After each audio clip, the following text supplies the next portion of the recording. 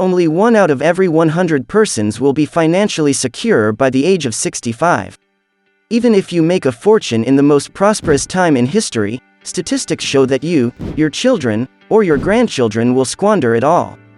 But at the end of this video, you'll not only know how to develop generational wealth, but you'll also have a game plan for your children. Let's get started. Please buckle up and take some notes. Before we start the video, please subscribe my YouTube channel so that you can be updated by my new videos. Number 1. Buy land. Before you can grasp generational wealth, you must first understand the difference between personal and family wealth. $100,000 in your bank account, for example, is personal wealth. You can go to your local coffee shop and buy a cup of coffee with money from that account, but it's up to you to deplete it. Family wealth, on the other hand, is usually illiquid, which means it's difficult to convert back into money or requires additional processes. As a result of this illiquid function, you're less likely to blow through it in petty spending. The greatest store of value is land. There is a finite quantity of land on our world, and the fact that you can buy a piece of it astounds us, especially given how rapidly the population is growing and demand for space is expanding. Land will always be in demand, so buy some and pass it on to your offspring. It will only appreciate in value. We'll teach you what to do with that land if you need money and don't want to sell it at number 5. Number 2. Buy cash flowing property. Apartment rentals, commercial property, and hotels are the golden gods of cash flow property. If you've ever played Monopoly, you know how it works. You purchase, hold, wait, and then cash in. As long as you don't sell the property and it's in demand, it will always provide you with food. Here's the simplest way to build generational wealth. Aside from anything else you acquire in your life, buy at least 2 rental properties. Now, these won't provide you a king's lifestyle, but you'll never go hungry for the rest of your life. When your children grow up, teach them the golden rule so they may buy 2 rental houses as well. As long as no major events occur, such as an uninsured unusual sickness in only 2 generations, the family will begin to establish a passive income stream that will last for decades. People will always require housing, businesses will always require stores in which to sell their wares, and people will always travel to excellent hotels. Number 3. Build an evergreen business. While some businesses can survive the test of time, the majority of enterprises cannot. You might be killing it on TikTok right now, but your grandkids aren't going to eat from your glow-up videos, so you need to grow an evergreen business that has earned money in the past, is making money today, and will continue to generate money long after you're gone. If you want your mind blown, Boeing is a surname, and the corporation was named after William Boeing. Ferrari, Lamborghini, Chevrolet, Porsche, and Ford, all with the family last name, are also last names. Mercedes-Benzes were named after Carl Benz, Burberry in honor of his father, Gucci, Versace, Louis Vuitton, Balenciaga, Fendi, and Chanel, to name a few. Charles Rolls and Henry Ford. We could talk about this all day. Royce, because nearly every brand you come across in a store is someone's legacy. Someone's idea that grew into a company. The family became the brand, the family became the business, and the only need is to take it seriously and continue inventing and creating in your field. What would your last name sound like as a brand, and what business could you start so that your offspring can carry on the torch? Number 4. Buy S&P 500. Many of you have heard the stories about how if you had invested X amount of money in Apple or Bitcoin in the early days, you would now be worth trillions, but the truth is that you aren't smart enough to predict what the next Apple or Bitcoin will be. Regardless of what the bots and comments imitating us say, there is still hope. We'd like to introduce you to the ultimate passive investing vehicle, the S&P 500, which allows your money to grow regardless of market conditions over long periods of time. If you're a regular viewer of our channel, you're already aware of this, but for those who aren't, the S&P 500 index gathers the top-performing 500 firms in the United States and allows you to invest in all of them at once. If a corporation performs poorly, it is removed and replaced with a better one. The S&P 500 has been the golden goose for investors looking to accumulate generational wealth since its inception. Here's what $100 in the S&P 500 might look like. Yes, the time horizon appears to be large, but here's what you're missing. A $100,000 investment in the S&P 500 in 2010 would now be worth over $800,000. Since its super sluggish inception, the stock market has returned an average of 6% each year for the past 12 years. Warren Buffett, widely regarded as the greatest investor of all time, hasn't outperformed the S&P 500 in over a decade. Now, if you want to make a long-term investment in the S&P 500, we recommend Vanguard or Fidelity. Now that we aren't sponsored by them and have nothing to gain from this recommendation, we utilize Vanguard ourselves. Sure, you can use eToro or other applications to get exposure to the S&P 500, but who knows if these will help you make money. Number 5. Buy, borrow, die. You wanted to discover how to pass down money from generation to generation. So there you have it. Purchase, borrow, and die. The method is straightforward, yet it could be the most important piece of advice you ever receive. So, if you want to develop generational wealth, there are only 3 things you need to consider. The first is what you buy, the second is what you do with it, and the third is what happens to it after you die. That's it. Now, there is a proper way to do this and a wrong way to do it, so here's how to do it correctly. Step 1. Buy products that hold and appreciate in value over time. We've covered this thus far, and you know what an asset is. Step 2. And this is the golden nugget that makes all the difference: if you need money, you never sell an asset, instead, you borrow against it. For example, if you own a piece of land or an apartment and you need money, you borrow against it rather than selling it. This is how the wealthy make their money: they never sell anything. Why? Because you don't have to pay taxes on borrowed money as long as you don't spend it on foolish expenditures, allowing you to invest in additional assets that provide more income. Pay off your debts to improve your credit score, and they'll let you borrow even more money. You do this because it's like a financial money hack. Step 3 is death. When you die, you'd prefer to leave all of your fortune to your children and grandchildren, but the state, like a mafia boss, doesn't want you to do that. It wants its share, and it's a large one. It's called the inheritance tax. In the United Kingdom, it's a staggering 40%. Although, depending on the circumstances, allowances may exempt up to the first £1 million. It varies from 17% and 40% in the United States, depending on where you reside and how wealthy you are. So, if you want to generate generational wealth, you'll need to know how to comply with tax laws while minimizing the impact on your long-term strategy. Number 6. Buy and hold Bitcoin. The purpose of this video is to assist you in creating generational wealth. That's where technology comes into play. Every 20 years or so, almost like clockwork, a technological revolution occurs, and those who grasp it, or at least have the courage to place some of their bets on the new kid on the block, frequently reap enormous profits. We're not suggesting you sell your house and invest entirely in Bitcoin and crypto, but if you're in a good financial position, why not buy 1 Bitcoin for your child? Inflation is at historic highs, currencies are being devalued, and countries are experiencing economic downturns, so what is the best case scenario? And we believe there's a good chance that this will happen, that 1 Bitcoin will make you or your child a millionaire in less than a decade. Here's why we believe that will work now more than ever with COVID and the war in Ukraine, with inflation at historic highs, currencies being devalued, and countries facing economic downturns. As of the end of 2021, the world will require a wholly distinct store of value that is easily portable, rare, and digitally native. There are around 56.1 million millionaires worldwide. These are those that have amassed $1 million fortune, yet there will only be 21 million Bitcoin. If every millionaire wanted to acquire 1 Bitcoin, which is now trading at under $40,000, they would be unable to do so. If they split it evenly, each would earn 0.375, therefore it's an asymmetric risk worth taking in our opinion. The difficulty is that most individuals don't know how to invest in it for the long term. That is why, in 2020, we will launch Bitcoin Essentials, the most efficient method to get started with cryptocurrency. We explain it the same way we explain it to our friends, and we'll walk you through it from beginning to end. You may learn everything you need in only a few hours by following basic and easy-to-follow procedures. Number 7. Buy and hold gold, silver, and gemstones.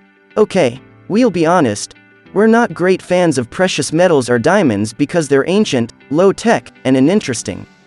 We believe there are better discount retailers out there, but that's a topic for another film. They do, however, play an important role in the generational wealth path. This is why your forefathers and mothers passed down jewelry from generation to generation. The gold bracelet is a family heritage, but all jewelry is portable riches. It's now used as a kind of flex or status symbol, although it used to have a much more utilitarian purpose. What did they do in the event of an emergency? They pawned part of their jewels rather than go into debt. If you're one of the rare people who believes the world is ending and we'll return to the days of old, you might want to start buying gold bullion or silver coins from teleshopping networks. We don't think of gold or silver as having much utility outside of its application in computer processors. Because all of the gold on the world came from meteorites striking the Earth's crust millions of years ago, it's been dubbed God's money, but as a spacefaring civilization, we see no reason why gold should retain its rare metal status. Ask the people of the Emirates what happened to the pearl industry when Japan pioneered artificial pearl cultivation and the supply became endless. Number 8. Buy and hold art or other things that people would pay for. We're going to keep this one short so we can get to the good stuff. Yes, desire has value, as do collectibles, and there is even something called intangible value. There are people who value Elvis guitar more highly than the exact same guitar model.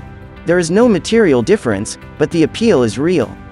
If your goal is to develop multi-generational wealth, you should look at items that will still be desired decades from now.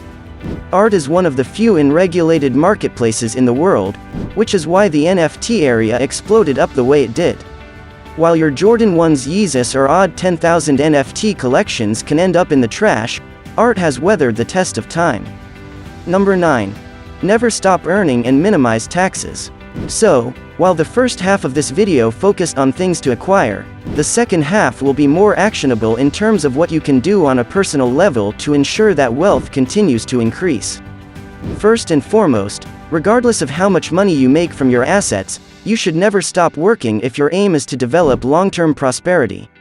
You don't have to work a job that makes you miserable for the sake of a salary if you're already wealthy, but we can tell you from personal experience that employment gives us meaning. We enjoy building things to solve puzzles, and you, despite appearances, enjoy assisting others. Your children should never stop working. Know of how much money they inherit. A person who is unable to work cannot accumulate riches. You must instill in your children the values of wealth creation and preservation. When everyone can make wealth, the question becomes how to keep it for the long term. This is where you need to master the language of money, or at the very least hire a professional accountant to act as a translator. Incorporate and start deducting your spending as business expenses. Include your children as shareholders and pay them intellectual property rights for their ideas as they assist you in navigating the firm in a new environment. Everything will be taken care of by your tax counselor. Your goal is to be completely lawful in all of your endeavors, but you are under no duty to pay more tax than is necessary by law. Number 10. You perpetually compound wealth and knowledge. The more you know, the more mental connections you'll be able to form, which will convert into higher returns in everything in life, not just in riches. This is why the wealthy read so much. Money is concealed among the pages of the books they read. There's also practical parenting advice and strategies to live a happy life. If you know where to look for them, you can use compounding to build generational wealth. Compound interest is the eighth wonder of the world, according to Albert Einstein. He who knows it earns it, while he who does not pays it, and if you pay attention, your capacity to comprehend how to use compounding to your advantage is the differentiator. If you're clever, you can move money from one extreme of the spectrum to another, creating a never-ending riches cycle. The goal is to never cease compounding wealth and knowledge, yet most people have no idea where to look for information that is relevant to their position. But, fortunately for you, that's exactly what we do here. We break things down so you can understand how they work financially, making a Lux the ideal wealth education resource. Number 11. Marry well. You may not like hearing this, but who you marry is one of the most important factors in determining generational wealth. If you have 2 children and leave your fortune to both of them, but one of them divorces, your wealth is divided in half. This is why, back in the day, arranged weddings were the norm. since healthy families wanted to make financial partnerships so that their hard work wouldn't go to waste. As society becomes wealthier, the average number of children per family decreases. Your grandparents may have had 6 to 8 children, but you'll probably only have 1 or 2, and most people prefer it that way because they can focus all of their attention, effort, and money on giving this one child the best chance at life possible. It's basic math at this point. If you're an only child and your spouse is an only child, your marriage will inherit riches from both sides of the family. If you only have one child and marry someone who is also a single child, the wealth in your lineage should theoretically increase. Number 12. Mentor your kids to take over the business or build bigger than you. Did we tell you before that just 30% of family enterprises are passed down to the next generation? It's a drag, but it's the truth, and it's why the majority of new millionaires are first-generation millionaires. These are people who, despite their low beginnings, are determined to change their fate and build fortune. Here's the harsh reality. If your children don't start off better than you did, you failed somewhere as a parent, whether intentionally or unintentionally. Every parent should want their children to have a better chance in life than they did, but few parents invest in providing them with the real tools for success. Putting food on their table and a roof over their heads is the very minimum. You're their teacher, mentor, and guide. Do your job properly, and they'll be inspired by your path and what you've accomplished in your life. They'll go on to achieve the same. It all comes down to values. Number 13. Set up a trust. Trusts are legal entities that are used to hold wealth and distribute it to the proper owner when specific conditions are met. There are several ways to structure this, but it assures that children do not consume all of your resources. Difficult work. These trusts may be taxed at significantly reduced rates. They could be if certain circumstances are met. Your estate may be passed on after your death or portions of it may become available. Let's say your youngster graduates from college or receives their bachelor's degree. You can get creative with such circumstances if they are the first millionaire or have their first child. Number 14. Allow children to only withdraw no more than 5 per year out of the trust. This is one of those hidden rules that only the wealthy know about, and now you will too. The 5 rule is simple. If your wealth grows at a rate of 6 to 10% per year, you should only withdraw half of the earnings. If you have more than $1 million in the bank, at 10% per year, you will have an extra $100,000. Only withdraw $50,000. The remaining $50,000 will be added to your total deposit, giving you compounding rewards. If you only follow this guideline for the rest of your prosperous life, you will never be poor again, and the remainder will compound. Number 15. Write a will. So far, life has a 100% kill rate among humans. Because this entire article is about multi-generational riches, having a multi-generational game plan is critical. Here's something you might not realize. By the time you die, say at 85, your children will be in their 50s or 60s, and they will already have their lives figured out, so the inheritance in your will is really for your grandchildren. Your legacy will be determined by how well you instill the right values in your children so that their children don't screw everything up. Most people don't care, yet you can do a lot more good in this world.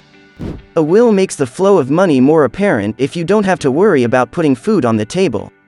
You can make sure that money doesn't end up in the hands of those who don't deserve it while also making sure that everyone you care about is taken care of, but it all boils down to a simple choice. Do you want your children and grandchildren to enjoy the fruits of your labor, or would you rather have them craft their own destiny and wealth?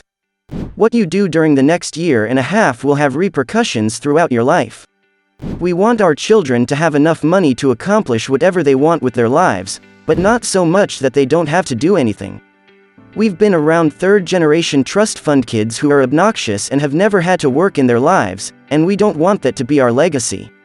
If you disobey this rule, you will raise unhappy and unfulfilled children who will grow up in your shadow fighting an unbeatable adversary, fail at parenting, and just give up because they will never measure up to who you were or the expectations you set for them.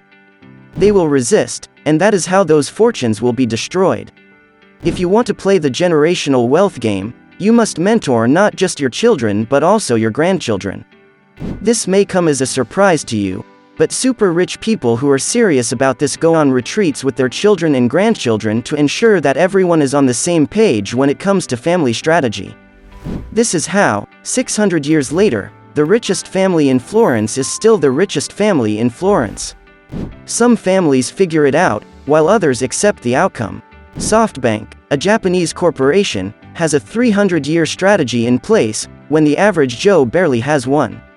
I hope you find this video helpful. If you liked the video, please like and subscribe as it really helps our channel, and remember to give your feedback in the comments below. See you in the next video with some more interesting topics and facts.